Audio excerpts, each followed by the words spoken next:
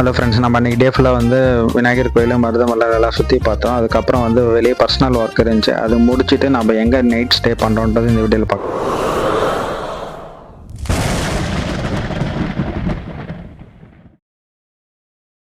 லாஸ்ட்டாக வந்து நம்ம மருதமலையான பார்த்தோம் ஃப்ரெண்ட்ஸ். அதுக்கப்புறம் அங்கே பார்த்துட்டு அங்கேருந்து நம்ம கிளம்பிட்டோம். ஒரு 3 hours கழிச்சு 3 hours later ஆல்மோஸ்ட் வந்து 7-8 o'clock ஆகிடுச்சு ஃப்ரெண்ட்ஸ். அதுக்கப்புறம் நாங்கள் வந்து சரவணம்பட்டியில் ஒரு ஒர்க்குக்காக வந்தோம். அங்கே சரவணம்பட்டி வந்துட்டு நைட் ஆகிடுச்சு, ஃபுல் மூன் வந்துடுச்சு. அதுக்கப்புறம் நம்ம எங்கே ஸ்டே பண்ணுறதுன்னு யோசிச்சுட்டு இருந்தோம் சரவணம்பட்டியில்.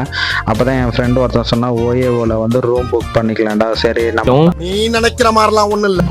அங்கே புக் பண்ணதில் தான் ஃப்ரெண்ட்ஸ் பெரிய ஸ்கேமே நடந்துச்சு. அது என்னென்னா, அங்கே போய் ஓஏஓவில் ரூம் புக் பண்ணிட்டோம். புக் பண்ணிவிட்டு ஸோ அந்த ஸ்பாட்டுக்கு வந்து சரவணம்பட்டியில் போய் இறங்கிட்டு அந்த பஸ் ஸ்டாப் எங்கே இருக்குதுன்னு கண்டுபிடிச்சி நாங்கள் அந்த ஸ்பாட்டுக்கும் போயிட்டோம் ஃப்ரெண்ட்ஸ். அதுக்கப்புறம் என்னாச்சுன்னா, அந்த ஸ்பாட்டில் போய் பார்த்தா அங்கே வந்து அவங்க சொன்ன மாதிரி அங்கே ஹாஸ்டல்லாம் இருந்துச்சு. ஆனால் அங்கே போய் பார்த்தா அது வந்து 3 மாதமாக பூட்டி கிடக்குதான் ஃப்ரெண்ட்ஸ். 3 மாதமாக பூட்டி கிடக்கிற அந்த ஹோட்டலுக்கு இந்த ஓஏஓ வந்து புக்கிங் ஆர்டர் கொடுத்து புக்கும் பே பண்ணிட்டோம். நாங்கள் வந்து 500 பே பண்ணிட்டோம். 2 பேர் சேர்ந்து ஸ்டே பண்ணுற மாதிரி பார்த்து 500 பே பண்ணிட்டோம் அமௌண்ட்டு. அதுக்கப்புறம் பார்த்தா அது வந்து 3 மாதமாக பூட்டி கிடக்குதுன்னு அங்கே இருக்கிறவங்க பக்கத்தில் இருக்கிறவங்கலாம் சொன்னாங்க. அதுக்கப்புறம் வேறு என்ன பண்ணுறதுன்னே தெரியாமல் கஸ்டமர் கேருக்கு நைட்டெல்லாம் ட்ரை பண்ணி பார்த்தோம். எங்களுக்கு வந்து சரியான ரெஸ்பான்ஸ் கிடைக்கல கஸ்டமர்ஸ் சைட்லேருந்து.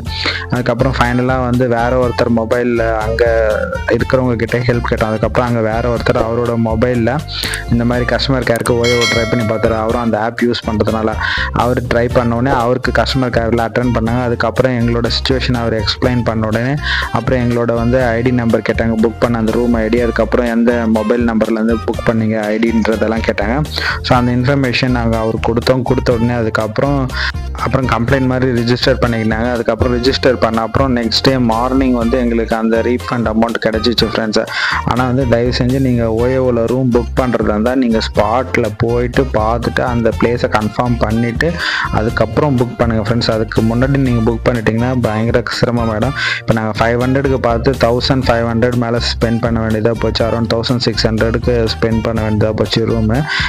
நான் அவங்கக்கிட்ட வந்து கஸ்டமர் கிட்ட வந்து பேசி இது பண்ணி அவங்கக்கிட்ட வந்து எங்களுக்கு ரீஃபண்ட் வாங்குறதுக்கே அவங்கக்கிட்ட ஒரு 9:30 வரைக்கும் ஆயிடுச்சு ஃப்ரெண்ட்ஸ். அவங்கக்கிட்ட பேசிகிட்டே இருந்துட்டு அதுக்கப்புறம் வந்து ரூம் தேடலான்னு போகும்போது அங்கே பக்கத்தில் இந்த ஒரு ஹோட்டல் மட்டும்தான் இருந்துச்சு, ஹோட்டல் ஜோதின்னுட்டு. ஸோ அதுக்கப்புறம் எங்களுக்கு வேறு எந்த ஆப்ஷனுமே கிடைக்கல.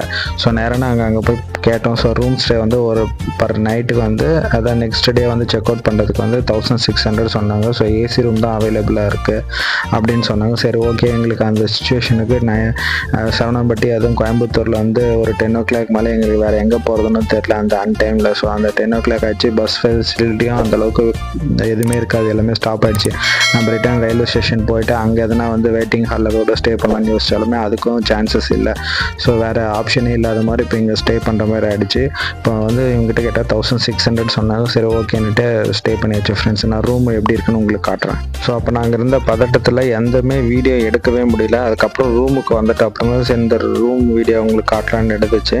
பார்த்திங்கன்னா ரூமில் வந்து நைட் லேம்ப்பு, ஏசி இருக்குது, அதுக்கப்புறம் டிவி இருக்குது.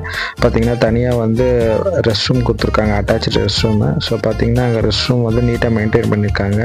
இப்போ பார்த்திங்கன்னா அங்கே ரெஸ்ட் ரூமில் வந்து 2 பேருக்கு நல்ல ஷாம்பு 2 கொடுத்துருக்காங்க, சோப்பு 2 கொடுத்துருக்காங்க.